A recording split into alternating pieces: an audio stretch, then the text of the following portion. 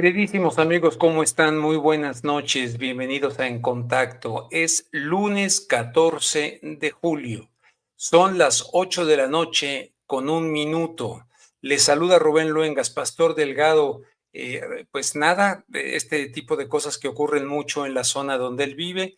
Cayó una tormenta, un aguacerazo allá en la Ciudad de México y resulta que no tiene energía eléctrica, por lo tanto, aquí estoy con ustedes. Y la fecha ha cambiado algo aquí StreamYard caramba. ¿Y ahora cómo le voy a hacer para subir cositas? Fíjate, ha cambiado. ¿Cómo les presento? Me cambió el formato. Déjenme ver, a ver. ¿Será que por aquí? Sí, compartir pantalla, perfecto. Porque aquí cambió la cosa y de repente, déjenme ver si sí se subió. Sí, sí se subió.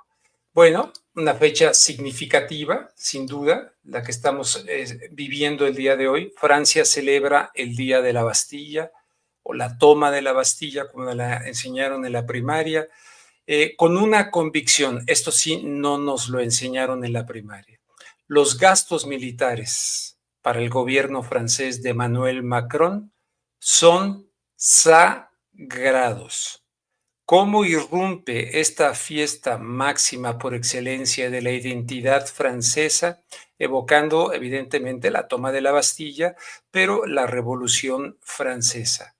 ¿Cómo ubicarla? ¿Cómo irrumpe dentro del contexto del aumento en gasto militar que está haciendo Europa y que el señor Donald Trump de los Estados Unidos ha presionado a países europeos, entre ellos España, que supuestamente no quería aumentar el 5% de su presupuesto? Bueno, Francia no tiene ningún problema en decir que los gastos militares son sagrados. Francia celebra su fiesta nacional, el Día de la Bastilla, con sobrevuelos de aviones militares, un espectáculo de luces, de drones sobre la Torre Eiffel y fuegos artificiales en casi todas las ciudades. Unos 7,000 militares que marchan, unos a caballo o en vehículos blindados, sobre los adoquines de la emblemática avenida de Champs-Élysées, Campos Elíseos de París, mientras la celebración se lleva a cabo en todos los rincones del país. La festividad conmemora el día en que los parisinos asaltaron la fortaleza y prisión de la Bastilla el 14 de julio de 1789, acontecimiento que desencadenó la Revolución Francesa y acabó derrocando a la monarquía. En los 2 siglos siguientes, Francia fue testigo de la ascensión y caída del imperio de Napoleón, seguida de levantamientos y 2 guerras mundiales, antes de asentarse en la Quinta República actual, establecida en 1958. Bueno, el caso está que aquí tienen ustedes esta nota que está publicada en rubenluengas.com y pongo nada más cómo lo manejó la agencia EFE de España. Francia exhibió músculo militar y alianzas estratégicas en el tradicional desfile del 14 de julio en los Campos Elíseos, un día después de que el presidente Emmanuel Macron pidiera aumentar el gasto en defensa en 6.500 millones de euros en los próximos 2 años. Más de 7.000 militares participaron en el desfile, incluidos más de 5.000 a pie, acompañados de un centenar de aeronaves y cerca de 250 vehículos.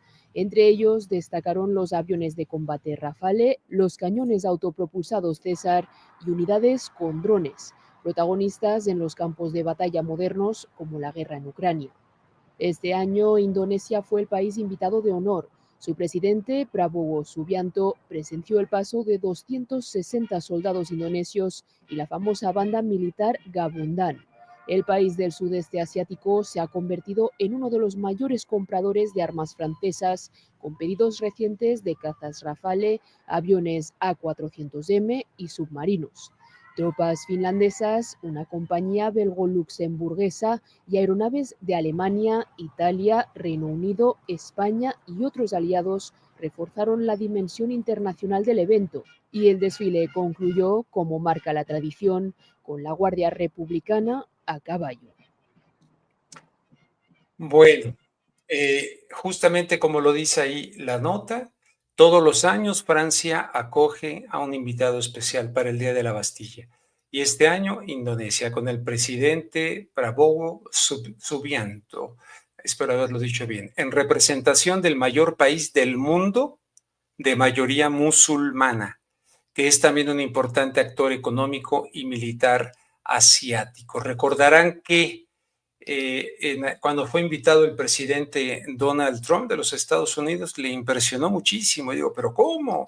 ¿Cómo Francia hace este tipo de desfile militar? Y según esto se inspiró ahí en esta invitación que le hizo Macron a Trump para realizar el reciente desfile militar el día de su cumpleaños, el señor Donald Trump.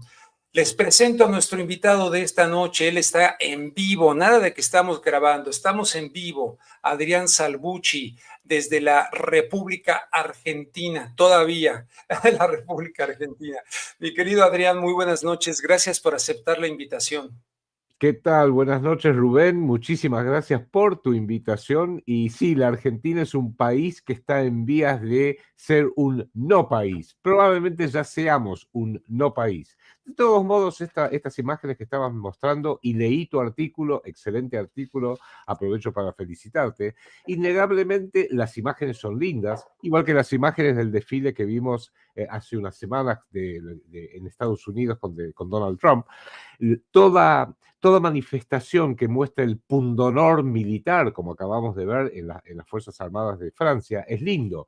A lo sumo uno puede dudar, ese señor general que estaba, y la tropa, realmente pundonor militar bien manifestado, se condice con un presidente que todavía se discute si está casado con una mujer y si esa mujer es su mamá o si esa mujer es un hombre transformado en, pero no importa, no entremos en eso. O que lo cachetea, ¿no? Bajando del avión. Claro, y que lo cachetea, le da una flor de trompada que salió grabado eso, pero bueno, no importa, no entremos en esas cosas.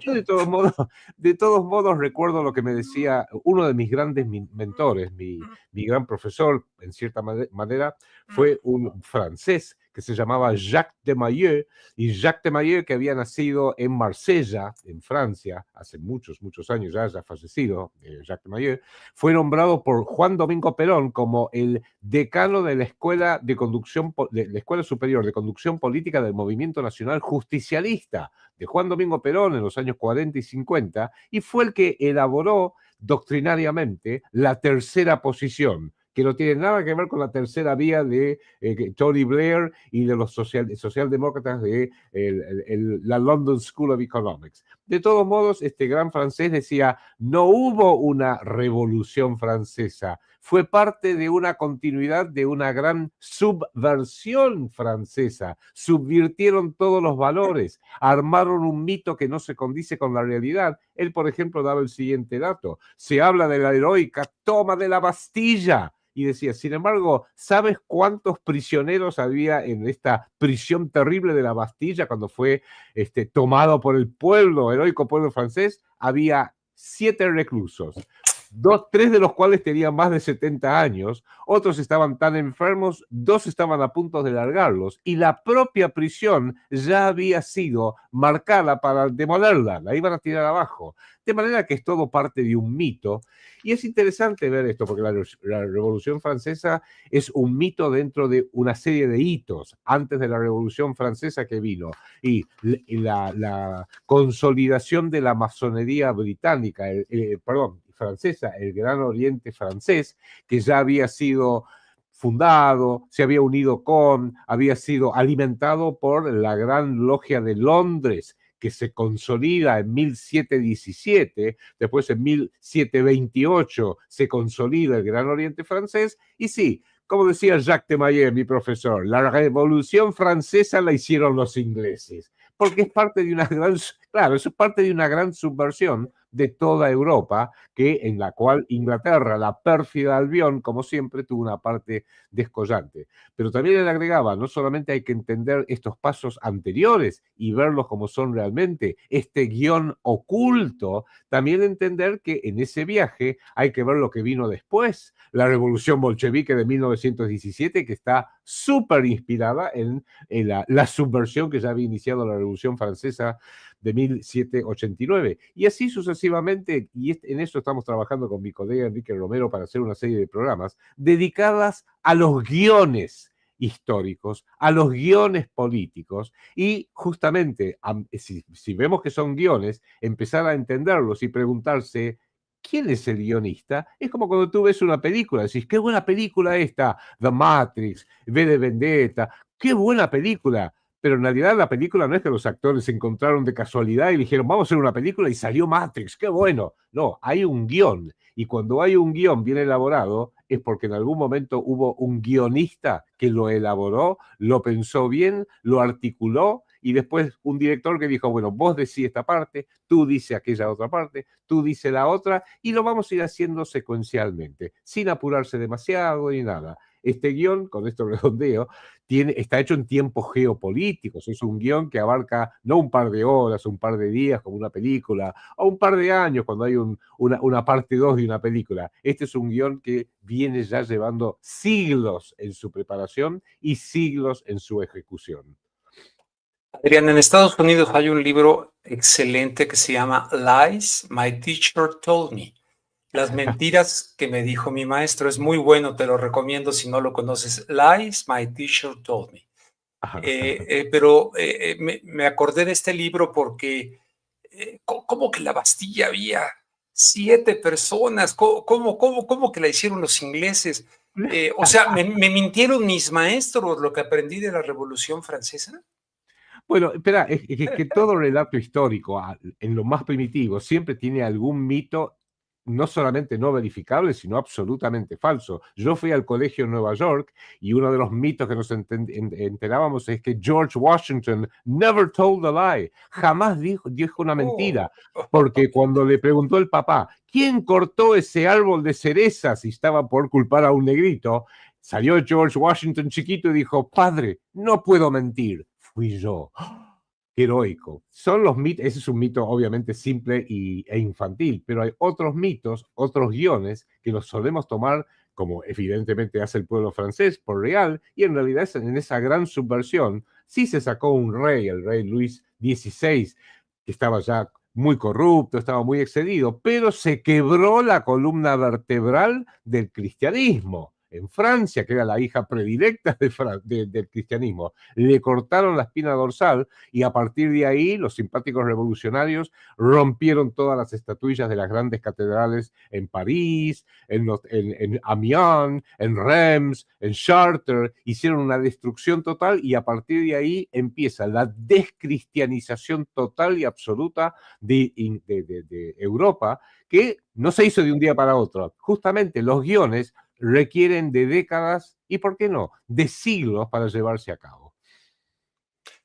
Ah, caray, bueno, este guión, bueno, se supone que nos enseñaron que la Revolución Francesa tuvo un impacto para otras revoluciones, para otros movimientos, incluso, bueno, hasta llegar al movimiento de independencia por acá, por tierras americanas, ¿no? Absolutamente. Entonces, ¿de qué estamos hablando? ¿Nos influyeron? ¿No nos influyeron? La masonería también estaba metida, buscaba eso como un acordeón, sí, como en el efecto dominó, ¿o cómo? Claro, hubo una fecha, ya que estamos hablando de 1789, hubo una fecha en el siglo XVIII que fue más trascendente todavía, que fue 1717, cuando unieron las 4 principales logias británicas y armaron la Gran Logia de Londres, 1717. Recuerdo que en el 2017 celebraron los 300 años en el Albert Hall de Londres, con un triángulo y el gran ojo que todo lo ve, la masonería británica. Y fue la masonería británica la que influyó, estructuró y se fusionó con el Gran Oriente francés, que es la masonería francesa, y juntos, tomados del brazo, muy simpáticamente dijo, bueno, llegó el momento para liberté, Fraternité fraternité para e toda igualité. Europa. Y igualité para y ahí, a partir de ahí, nace lo que para mí, esto es mi opinión, y me hago cargo, una de las mayores subversiones, que es la subversión democrática. Todos los hombres son iguales, un hombre y un voto, un hombre y un voto. Somos todos iguales. Está bien, uno tendrá 7.000 millones de dólares y se llama Donald Trump, y otro tendrá 43 dólares con 20 y se llama Adrián Salvucci, pero somos todos iguales.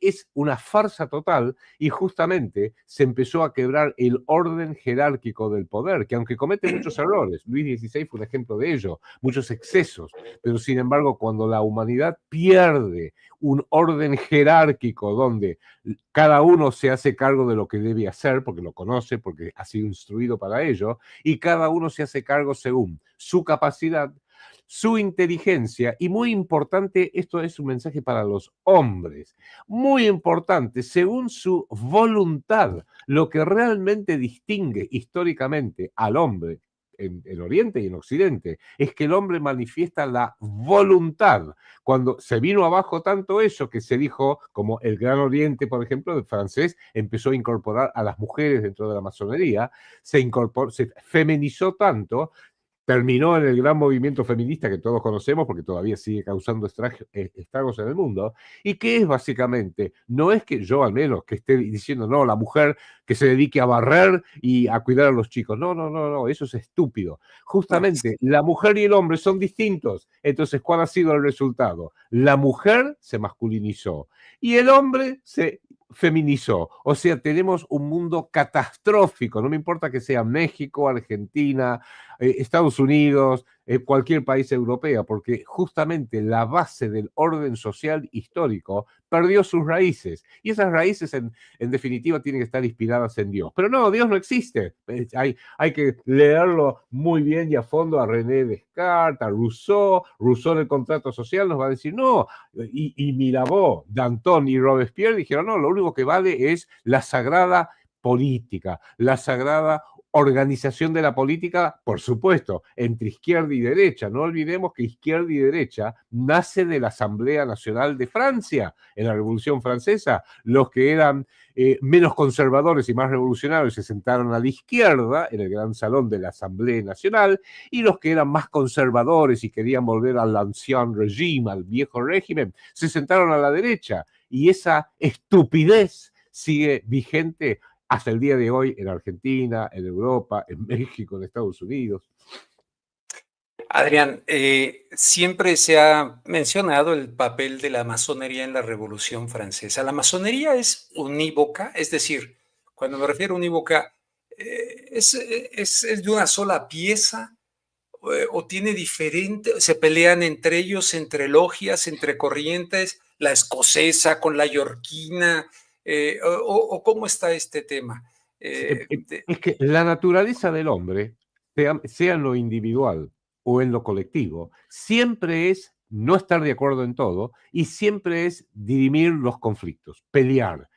Ejemplo máximo de la pelea, vamos a la guerra y el que tenga más fuerza, más voluntad, mejores armas, mejor estrategia va a ganar la guerra, como pasó en la Segunda Guerra Mundial. El que ganó, ganó por completo, le exigió al otro unconditional surrender, una rendición incondicional. Entonces el que ganó se adueñó del mundo y se adueñó del relato, se adueñó del guión. Dijo, bueno, a partir de ahora, mayo de 1945, el guión lo escribo yo, me llamo Estados Unidos, me llamo Inglaterra y lo escribo yo porque gané esa guerra. Y también estaba la ex Unión Soviética, y Estados Unidos e Inglaterra dijeron, bueno, vamos a tolerarlos un ratito, pero vamos a ver cómo los minamos por dentro, hacemos que esta pelea no sea militar, como fue la pelea con Alemania en la Segunda Guerra Mundial o con Japón en la Segunda Guerra Mundial, que sea una lucha interna, una lucha intestina, una especie de envenenamiento que fueron logrando hasta que cayó con Gorbachev, cayó la ex Unión Soviética y empezó lo que es la Confederación Rusa. Y acá lo mismo, seguimos viendo como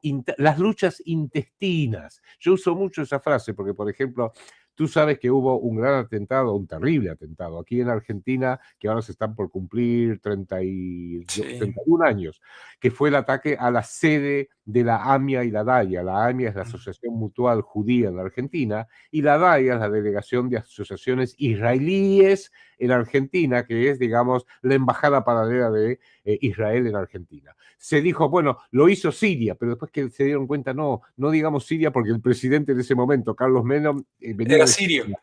Entonces, no, fue Irán, sin prueba alguna de nada. Inventaron justamente un guión que lo terminaron llevando a uno de sus máximos puntos hace pocas semanas con Israel y Estados Unidos bombardeando a Irán. Una locura, porque puede tener armas de destrucción masiva. Perdón, Israel las tiene hace 60 años, 70, 80 años. No, de eso no hables. No está en el guión, Rubén. No te salgas del guión, por favor, Rubén. Eso no está en el guión. El malo se llama, son los iraníes. Para colmo tienen líderes con barba, con turbante, y hablan un idioma que la mayoría de nosotros no podemos entender. Mientras que viene Benjamin Netanyahu, se para ante el Congreso de los Estados Unidos y explica en perfect English por qué hay que destruir a Saddam Hussein. ¿A quién? A Saddam Hussein. ¿Y a quién más? A Muammar Gaddafi. Pero no había dicho a Saddam. No, ahora es Muammar Gaddafi. ¿Y a quién más? Hay que destruir a los iraníes.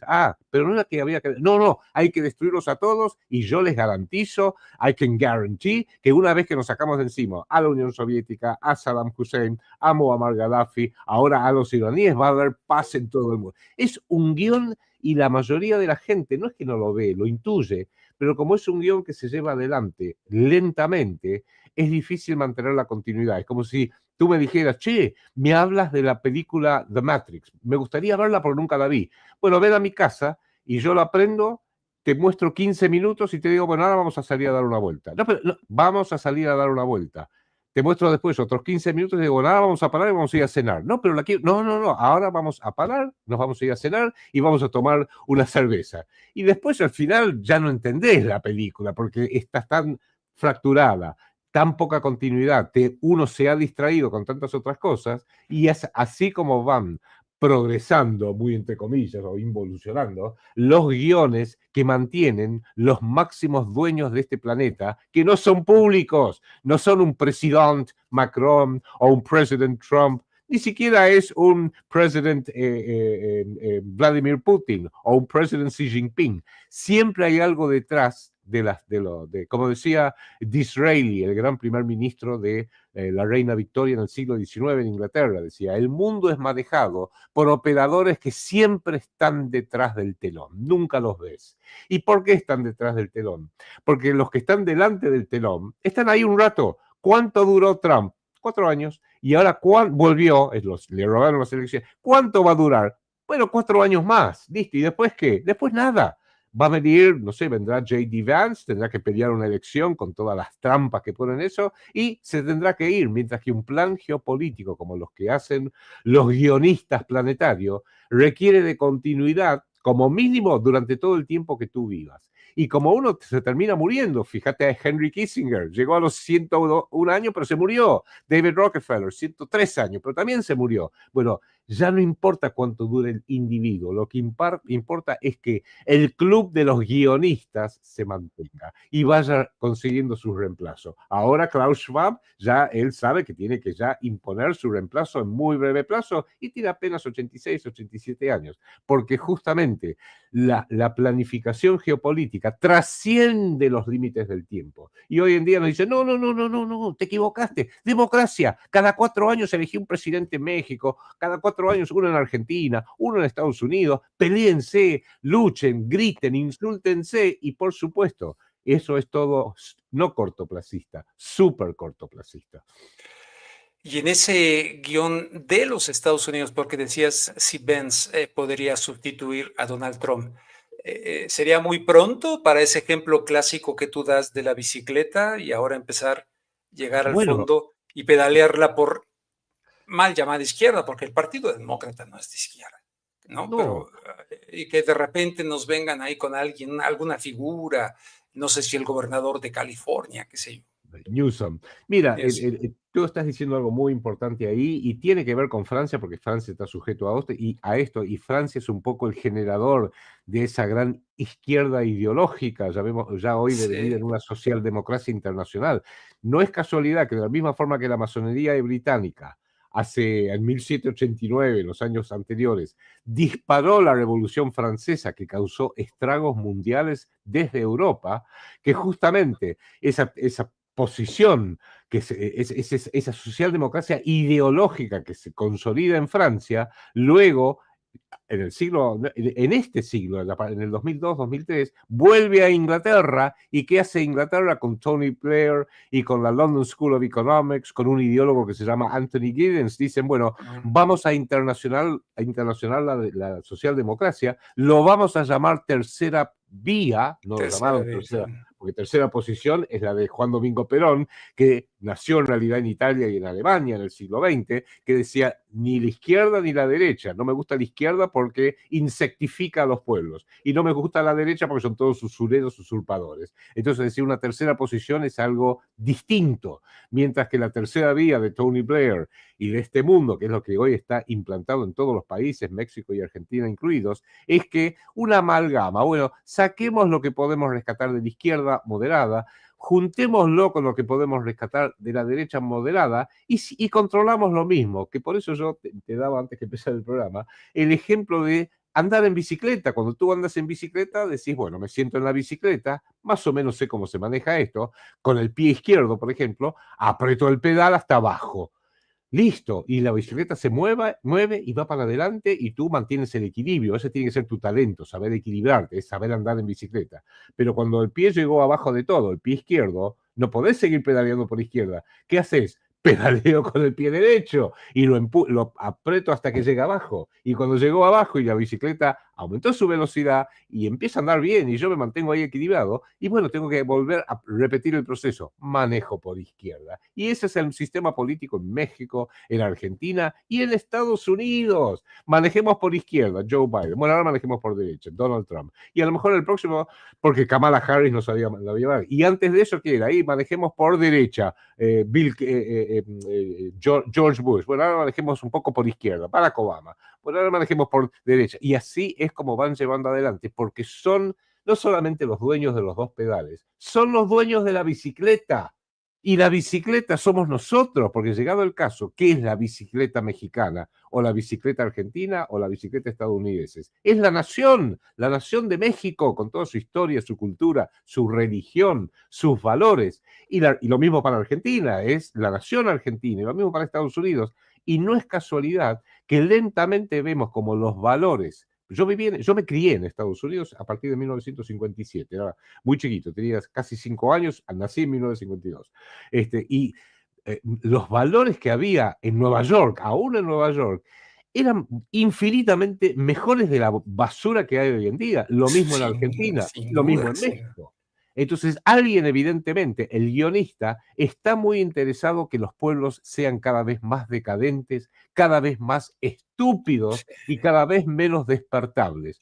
Porque, como decía, es para que no estemos despiertos y no veamos las cosas. Como decía, una de las leyes del arte de la guerra de Sun Tzu, dice, lo mejor que puede hacer un comandante militar es hacerle creer al enemigo que quiere atacar de que no hay ninguna guerra, porque el que está convencido que no hay ninguna guerra no se defiende.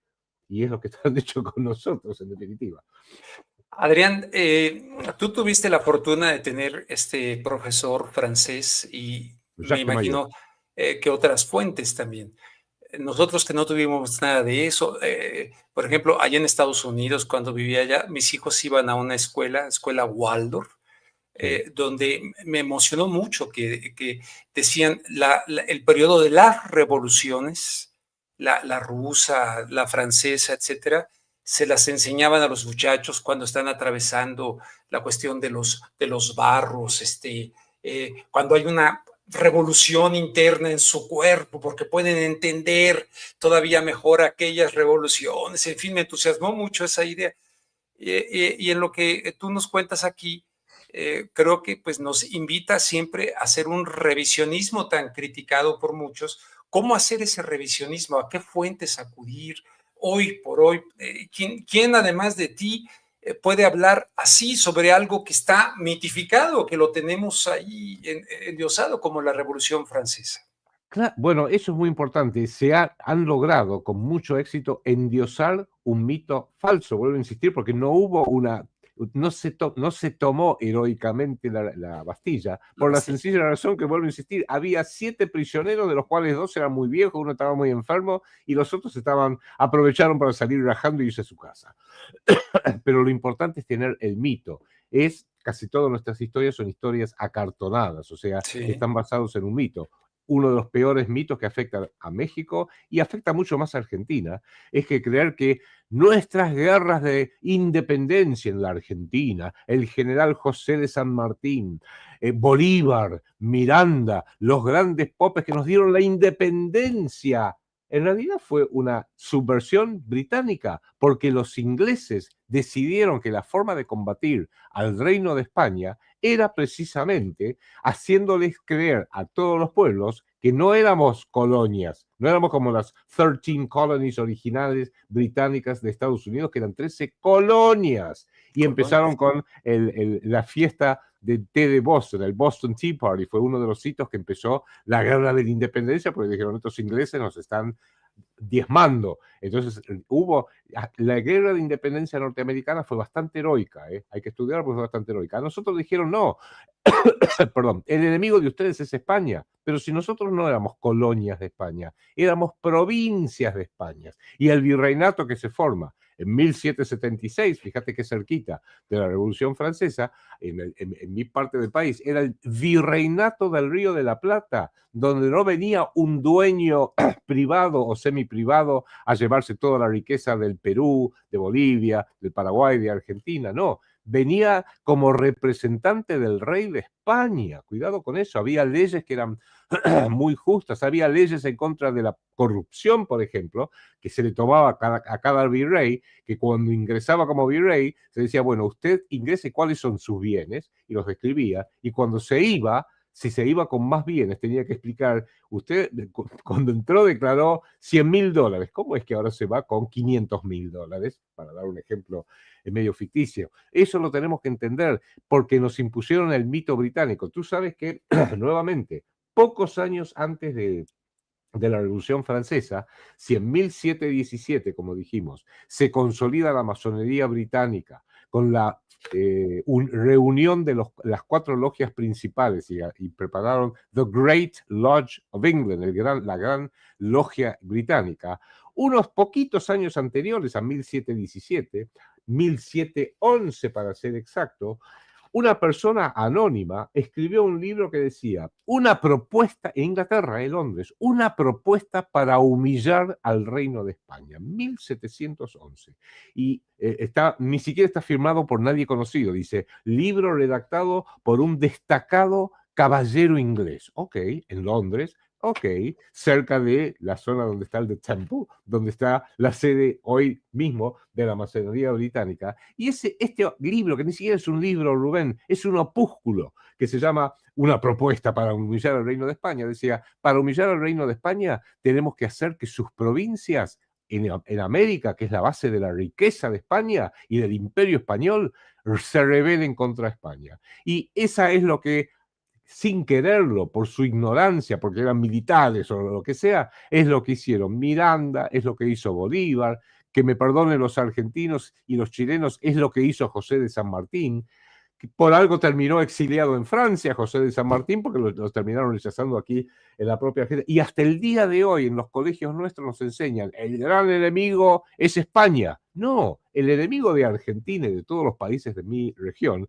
es Inglaterra. Lo fue, lo es y lo seguirá siendo. Argentina quizás lo sufre más porque después de Malvinas entendimos que los enemigos nuestros son los ingleses, no los que dicen el mito. Vos fíjate, en Argentina te dicen el mito, ¿quién es el enemigo de la humanidad? Bueno, qué pregunta, Rubén. El enemigo de la humanidad es la Alemania, que trajo el Tercer Reich, Italia, que trajo el fascismo, y Japón, que trajo el militarismo japonés. Enemigo, odienlos, terribles, nunca los vayan a emular. Sin embargo, yo siempre digo lo siguiente, Alemania jamás agredió a la República Argentina ni antes, ni durante, ni después del Tercer Reich, nunca.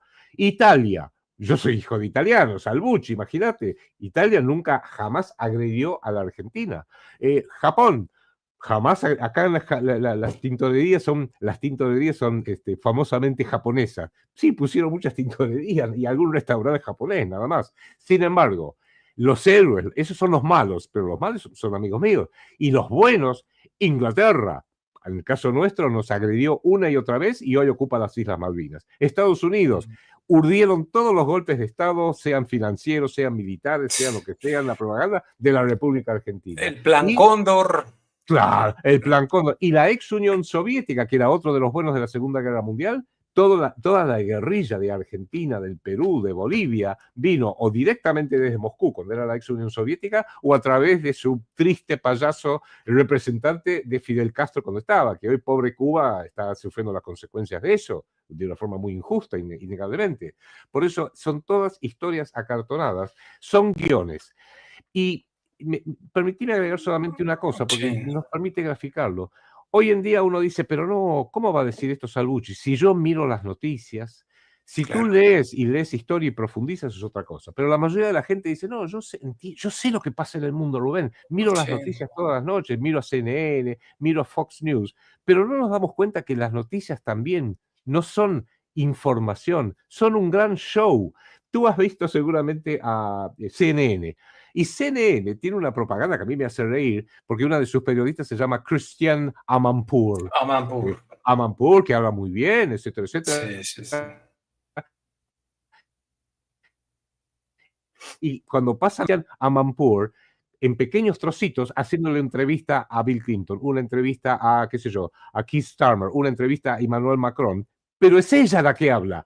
Cuando va a contestar el entrevistado, lo cortan, porque el show le pertenece a los que arman el show, es un guión, es como ver una película. Entonces hay que empezar a entender que la mayoría de la gente que dice, no, perdón Rubén, yo soy un hombre o una mujer muy informada, leo todos los días el diario, miro el noticiero de CNN, pero también miro el de Fox News, y miro la BBC, y miro la Deutsche Welle. Ah, fantástico. Y por eso estás... No estás informado. Ves una y otra vez básicamente el mismo show. Entonces, cuando, por ejemplo, alguien quiere tratar de explicar lo de Rusia-Ucrania, nunca nadie les dice, antes que Rusia tomara esa decisión de la operación militar especial el 24 de febrero del 2022, había pasado todo esto. Y no hay que ir muy atrás.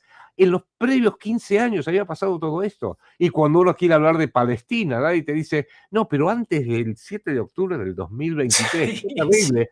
Pero hace 80 años que les robaron las tierras, los mataron, los asesinan. Hoy le están bombardeando los edificios con la gente adentro, mayormente niños.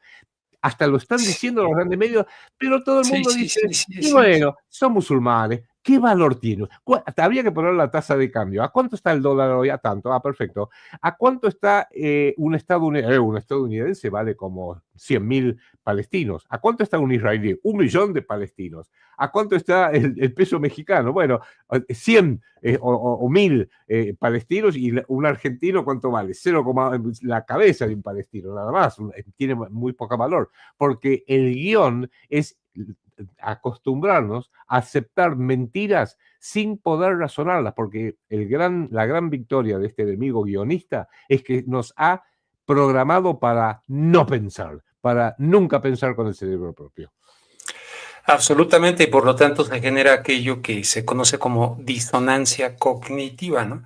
Hay una narrativa interna que los medios de comunicación, las escuelas, en fin, introducen en las personas, y cuando escuchamos algo que no nos checa, nos viene la disonancia cognitiva, y lo han hecho de manera genial.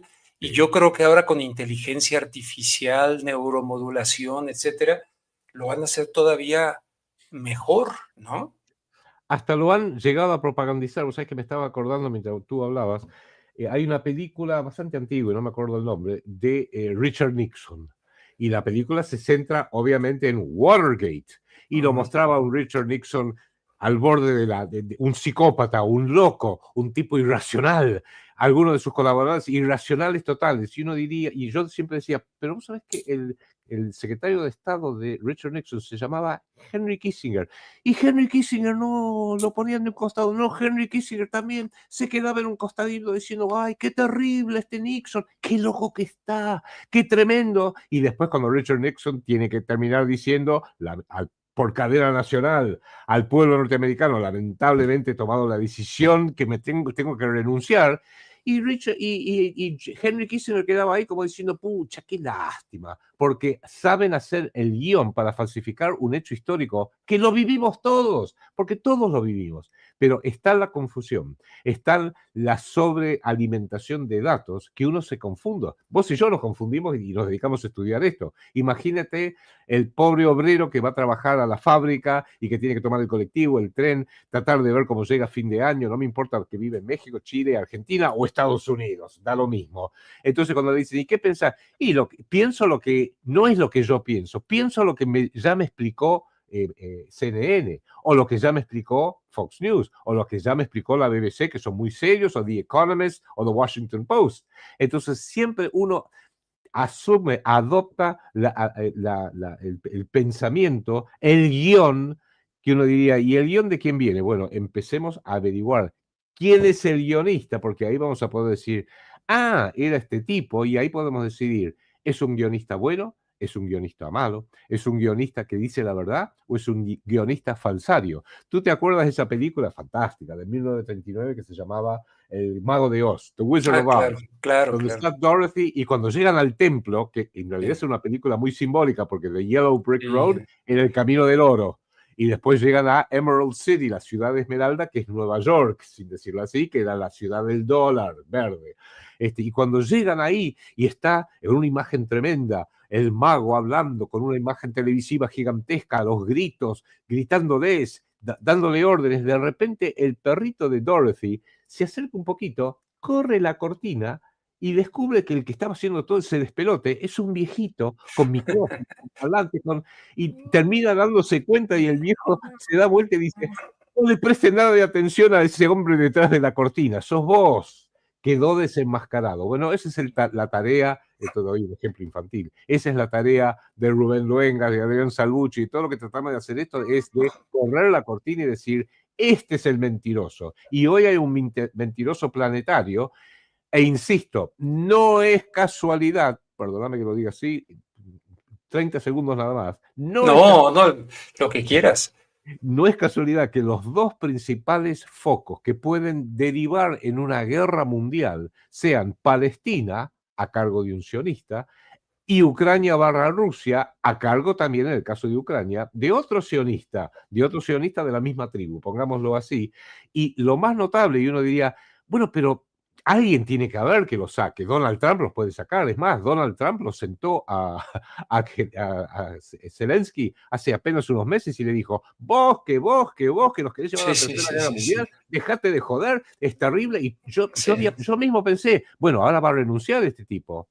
No renunció. Sigue ahí. Y le siguen mandando armas. Y para colmo, la gente olvida que el 20 de mayo del 2024,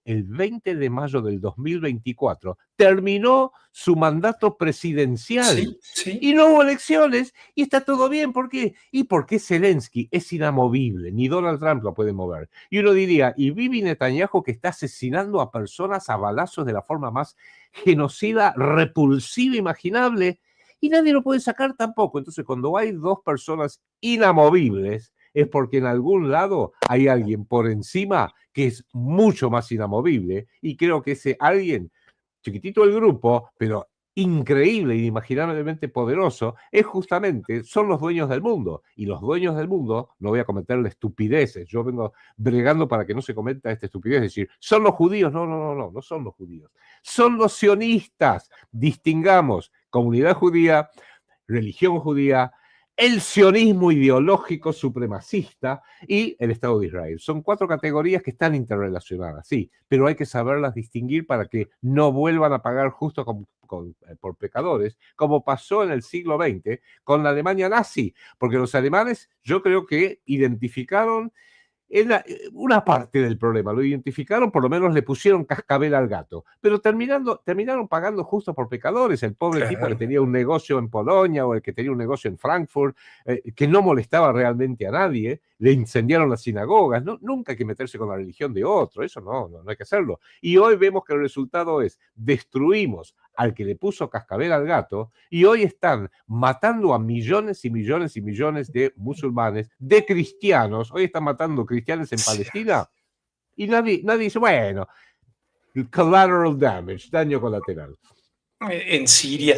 Oye, y ya para terminar, porque quedamos en unos 45 minutos, resulta que la insensibilidad, como que la gente se va anestesiando, se va como que acostumbrando a estas noticias, pero por ejemplo, esta reciente de los niños que estaban esperando agua y Ah, que fueron ah, bombardeados y ah. que Israel dice, sí, perdón, reconocemos, fue un error. ¿Cómo un ¿Y qué? error? Faltaba que ¿No? agregaran, ¿y qué? ¿Y qué? ¿Y qué? No, entonces, no sé, yo entiendo que no podemos echarnos el mundo encima y vivir sufriendo en nuestras casas con la convivencia familiar, pero hay como una especie sí, la gente se anestesia y como que ya no interioriza la Tú, necesidad ¿eh? Tú has dado un ejemplo magnífico, porque diste un ejemplo recién, hace unos instantes, de lo que es la guerra psicológica. Cada vez hay más ruido, cada vez hay más ruido, cada vez hay más ruido. E imagínate que estuviéramos tú y yo hablando en un restaurante y está todo el mundo hablando al mismo tiempo y cada vez habla más fuerte y cada vez cantan y uno grita, cada vez más Sí, ruido, cada vez más ruido. Entonces tú y yo terminamos hablando más fuerte para podernos entender o escuchar al menos. Imagínate que en esa situación donde todo el mundo está hablando fuerte, de repente, ¡pum!, hubiera silencio total, nos quedaríamos sorprendidísimos. Y eso es lo que tenemos que tratar de demostrarle a la gente, que en algún momento hay que buscar la forma de hacer silencio total, porque a través del barullo, del ruido inconexo, sí, del ruido confuso, logran que todos estemos confundidos. Che, ¿de dónde viene todo este grito? Mira, viene de allá, pero también viene de allá, pero también viene de atrás, pero también viene de adelante, viene de todas partes. Hay que empezar a identificar quiénes son los que hacen todo este ruido confuso de todas partes, identificarlos bien y cerrarles la boca. Esa es la verdad. Adrián, como última pregunta, no quiero dejarte ir sin que a mí me sorprende mucho dentro de esto mismo. No sé si mismo, no sé cómo llamarle, no encuentro la palabra más fuerte. Netanyahu proponiendo, nominando a Donald Trump para el Premio Nobel de la Paz. Digo, es que ya ocurrió con Obama, ya ocurrió con Kissinger, ya ocurrió con... ¿Quién fue? ¿Menachem Begin? ¿Se lo de? Fue, no, sí, Menachem Begin y Sadat. Fue el premio Nobel compartido Bueno, por por Camp aquello David de... en Pero, la pero, época de Carter. pero esto es un cinismo brutal, con un hombre que está obsesionado con recibir el Premio Nobel de la Paz. Pero es que prueban a ver cuán estúpida es la gente. Mi ejemplo favorito es, ¿te acuerdas cuando estaba Obama? Y mostraron Sí. esa imagen donde estaba Obama con Hillary, con otros ministros, viendo un feed directo de las Fuerzas Armadas norteamericanas, Ah, porque sí, lo de lo de... identificamos, claro, identificamos dónde está Osama Bin Laden.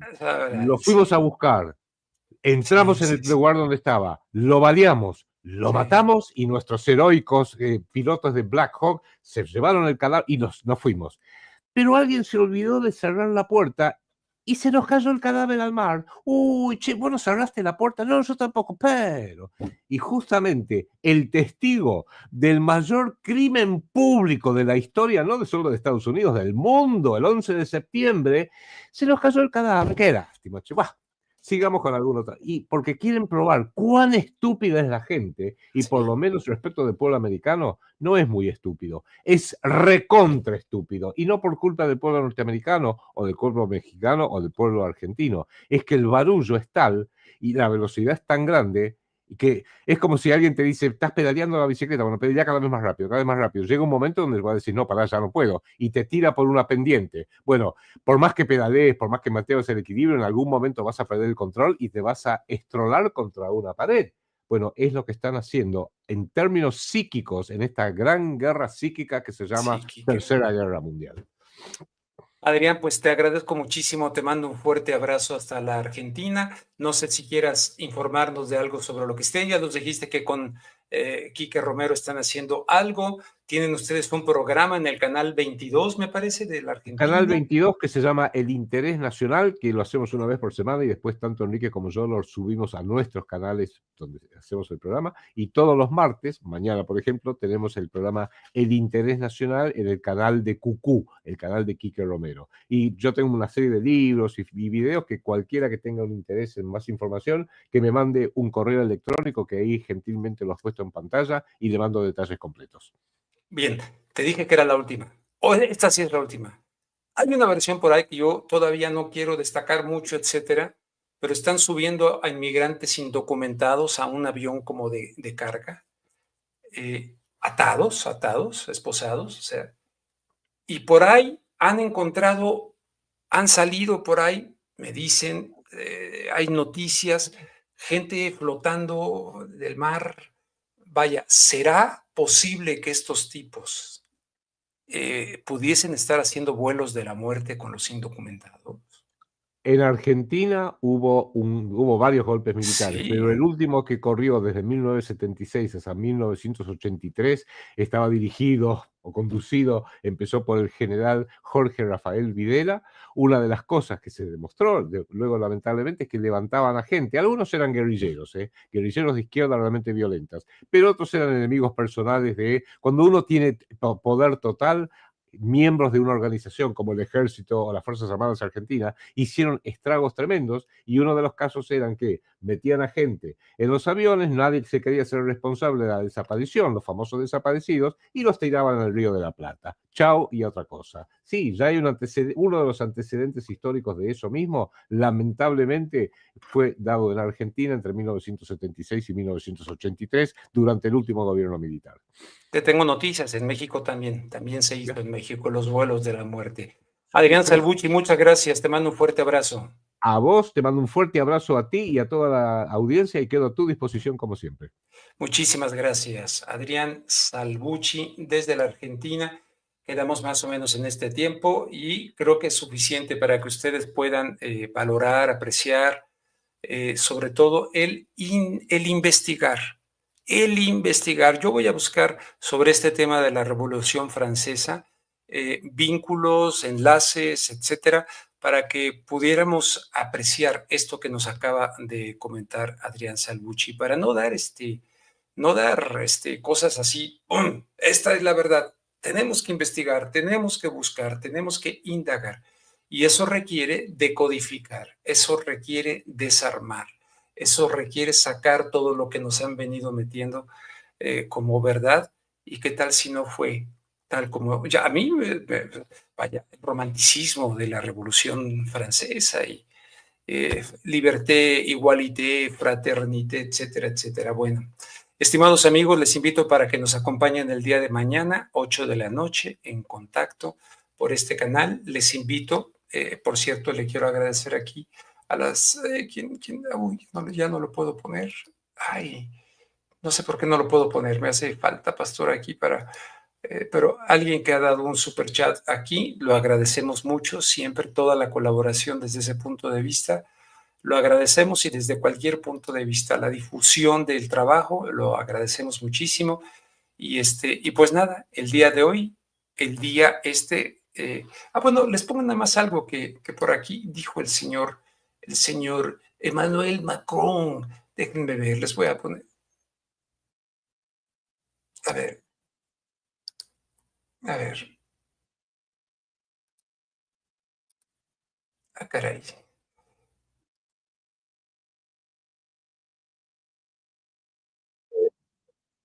Milliards d'euros en 2026 A ver. et de 3 milliards d'euros No, pues supplémentaires no l'année tiene suivante. subtítulos. Nous Bueno, ahí lean la concentrerons nota, 64 milliards. lean la nota, pero el caso está que lo militar. No hay dinero para lo que construye, pero sí hay dinero para lo que destruye. Repito aquella frase de Martin Luther King. Un gobierno, un estado que gasta más en armamento militar que en programas sociales, se acerca irremediablemente a su muerte espiritual. ¿Cómo es posible que sí, que lo militar, que acá, que armamentos, porque está aumentando incluso la cosa nuclear, el señor Macron? Ah, no, pero Francia sí. Francia sí. ¿Por qué otros países no? A ver, miren, por aquí les pongo. Eh, déjenme ver, para que lo vean. Nada más termino con eso. Aquí me cambió la jugada StreamYard, ¿eh? StreamYard, pero ahí le voy agarrando la onda. Necesitan meterme. Bueno, aquí dice, necesitan meter el miedo en el cuerpo. Para meter el miedo en el cuerpo a los franceses, los chusqueros se pasan casi todos los días por los medios con declaraciones apocalípticas. El general Thierry Burkhardt, jefe del Estado Mayor de la Defensa, presentó un panorama sombrío de las amenazas en una inusual conferencia de prensa, pocos días después de otra aparición televisiva también sin precedentes. En fin, los uniformados quieren adelantar a los espectadores la revisión estratégica nacional que se publicó ayer. Los planes militares franceses son una colección de tópicos absurdos. Consideran la amenaza de Rusia para los países europeos como persistente y agravada por el repliegue estadounidense. El lugar de los países europeos en el mundo del mañana también está en juego. Y no podemos olvidar la desinformación, los ataques, bla, bla, bla. Creo que vale la pena que lo lean. Cuando se trata de la guerra no hay que escatimar los gastos. Estos esfuerzos plantean la cuestión de la bancarrota económica francesa, pero tratándose del ejército nunca es suficiente. El derroche presupuestario francés es muy anterior al comienzo de la guerra de Ucrania y ahí está todo. Léanlo, la verdad, hacemos un esfuerzo de darle otro enfoque, pero también por aquí está la parte nuclear, no sé dónde lo puse. Macron aboga por el fortalecimiento del servicio militar voluntario, un programa creado en el 2015 para jóvenes desempleados, de entre 18 y 25 años, claro. En los últimos 10 años, 10,000 voluntarios se han formado en ese programa, es decir, apenas 1,000 cada año. Pero van a la militarización.